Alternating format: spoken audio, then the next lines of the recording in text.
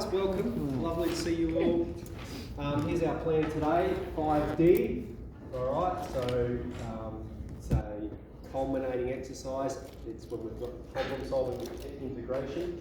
That gives us Wednesday, Friday and Tuesday, 3 fat revision lessons there. And we'll probably start our folio in here as well. And for the test next Wednesday. So again, got both classes doing on the same day, things still fair and so forth. And then we're going to have this Friday lesson dedicated completely to the folio. So I am going to bring revision resources along tomorrow, and I am going to hand out the folio task. Okay? Now, it's, you know, if you're unwell, it's not imperative that you're here for the folio task because there is a video that goes through it. And while we'll start it together, I will point you to that resource to help you get through it as well. So, plan today, 5D. We're going to start with this question about the whole meal sandwich. All right? And question 10 there, that's actually for the next unit. So we're going to skip that and cross that out. That's a bit of an error on my part putting it in there. I think I was anticipating things in the wrong order. So we're going to do question 1 with the whole meal sandwich, and then we're going to do question 11 about the music festival. To begin with though, let's just make an important note about what it says right at the top. Okay? So f dash of t, we know from applications of calculus, describes some rate. All right? And when we have a rate, what is a rate? But it's some quantity per period of time. All right? That's what a rate is. So if we talk about how fast you're traveling, okay, that's distance per period of time. If we're talking about how many goals are scored, per quarter, all right? So quantity is goals.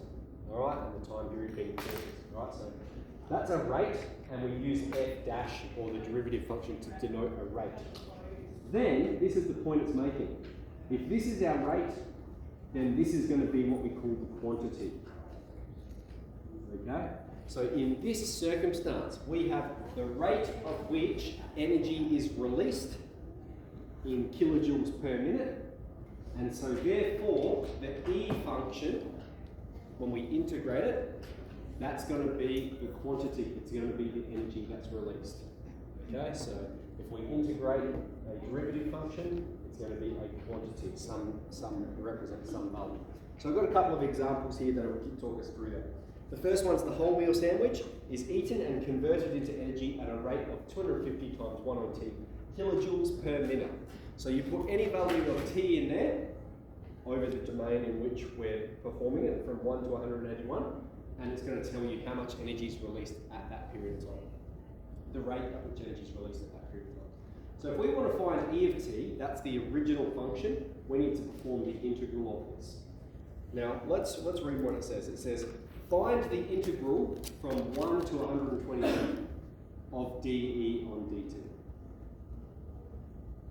Alright, so find this integral.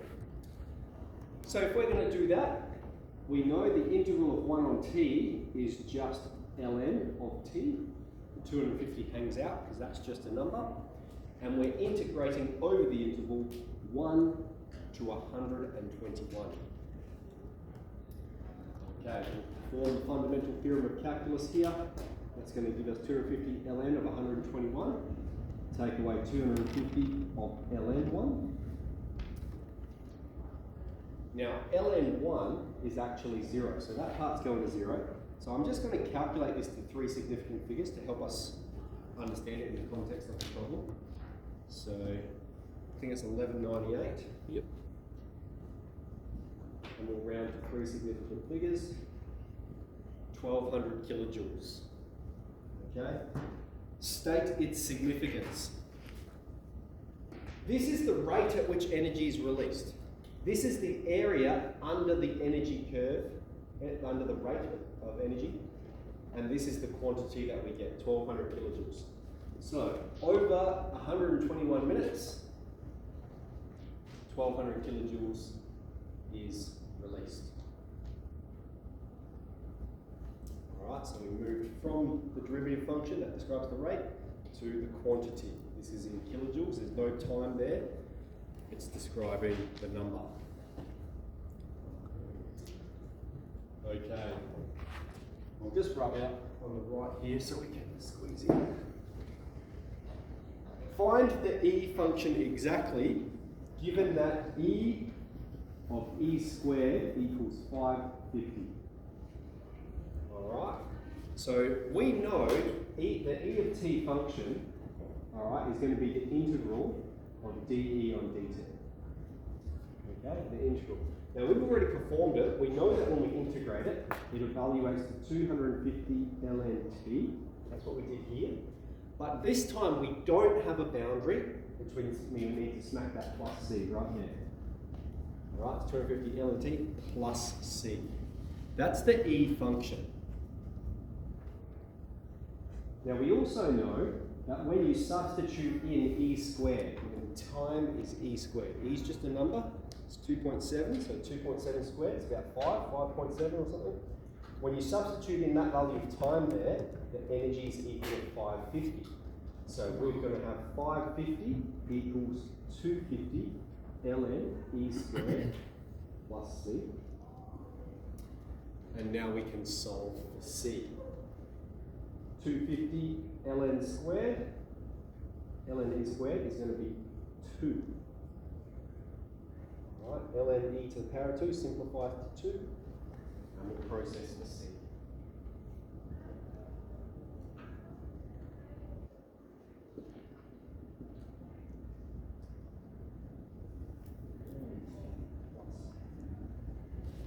All right, so we've got the two functions here. The first function, our rate of change, describes how much energy is released in kilojoules per minute for any period of time. And the second function describes how much energy, not the rate, but the quantity of energy we're receiving for any value of time. Okay, so let's flip the page. Let's go to question 11 there. And we're going to move through this one reasonably slowly, I think, so we can all get a good grasp of it. We have a 12-hour music festival. Starts at 12 noon, finishes at 12 midnight, and the rate dE on dt, at which patrons entered the venue over the first 12 hours, is modelled by the function below. So we've got dE on dt, here's the function, where t is the time and number of hours, and dE on dt is the number of patrons entering the venue per hour. Okay, so all I've done is just read what's written there. Before 12 noon, there was 0 patrons in the venue, and here's the graph. Okay, so we're just presented with a bit of information. And so what's this describing? But the rate at which people are coming in, all right? They're passing through the gate into the music festival, ready for a good time. So turn the page, here's the first one. Find the rate at which patrons entered the venue at 12 noon. Okay, so for this problem straight away, we're going to be using our calculator. So the very first thing we should do is pull our calculator out. We're going to graph this function and graph it over the V window that they have so generously provided for us. So they've given the graph, which means we can just take that same graph. We're going from 0 to 12 on the x-axis and from 0 to 220 on the y-axis. Right, I'll give you guys a minute to generate that graph.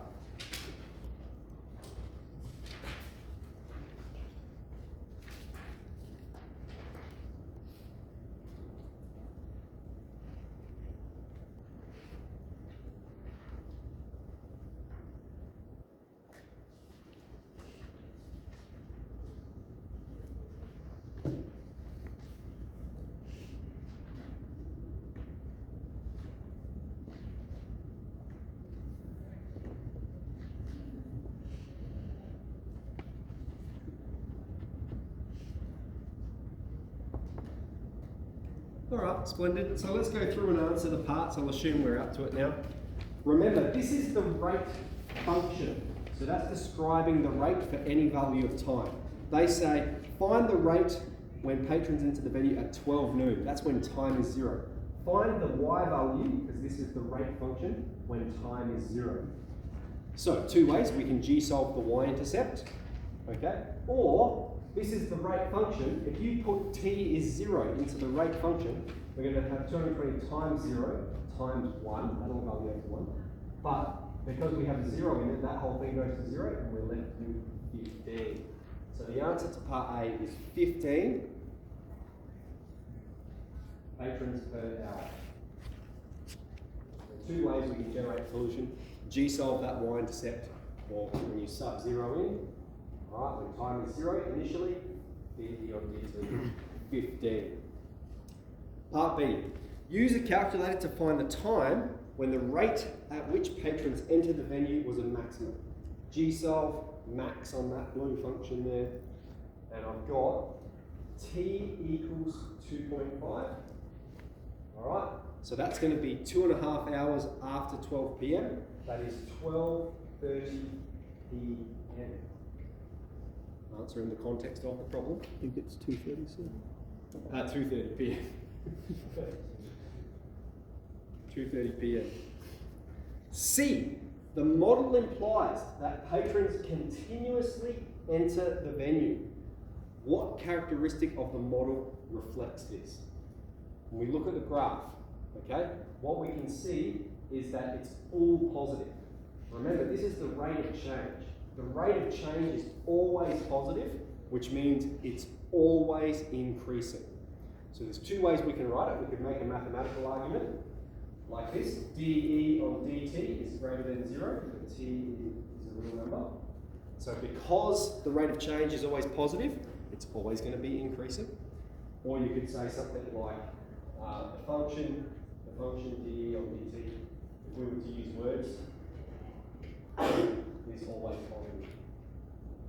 Right, so both of those mean the same thing, they're just communicated in two different ways. Either of those would be a suitable justification. Alright, on the graph, provide a representation of the number of patrons that the model implies enter the venue between 1 p.m. and 4 p.m. So here, let's make a link back to the whole Milton image. Alright, remember, this function, it's a derivative function, so it's describing the rate. We want a quantity. We want to know how many patrons enter the venue. We saw over here, the area under the curve from 1 to 121 was the quantity.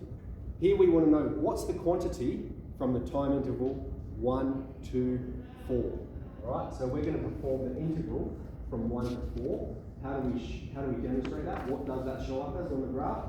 The area under the curve from 1 to 4. So we need to shade that on the graph. You're getting 1 mark for performing that. And then you get another mark for calculating it. Alright, so that's for C part 2. We need to perform that calculation.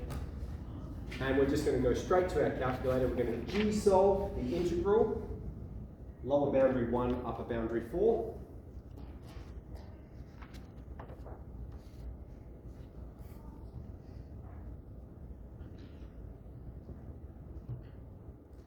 Shades it for you. And I've got 613.5, which is 614 patrons.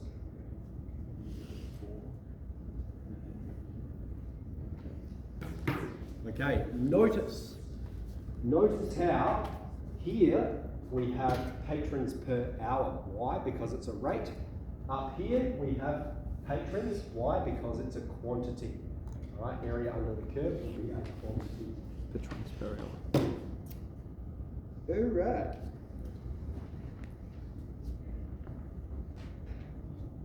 Next part.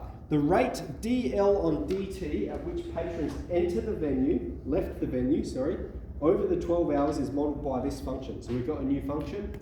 For 3 marks, sketch the graph of dL on dt. So we're going to go into our calculator, we're going to keep that same V window, and we're going to sketch this new function and draw it on this axis. Okay? So I'll give you a couple of minutes to do that quickly. 3 marks there, get a good graph.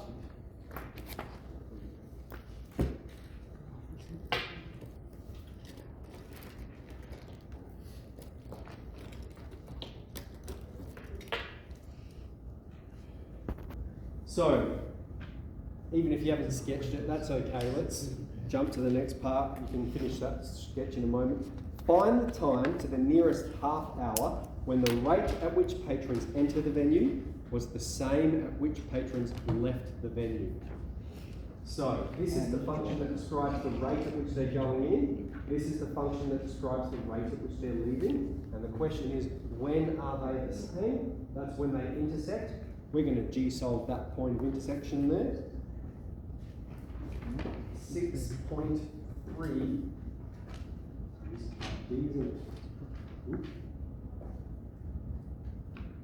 6.44.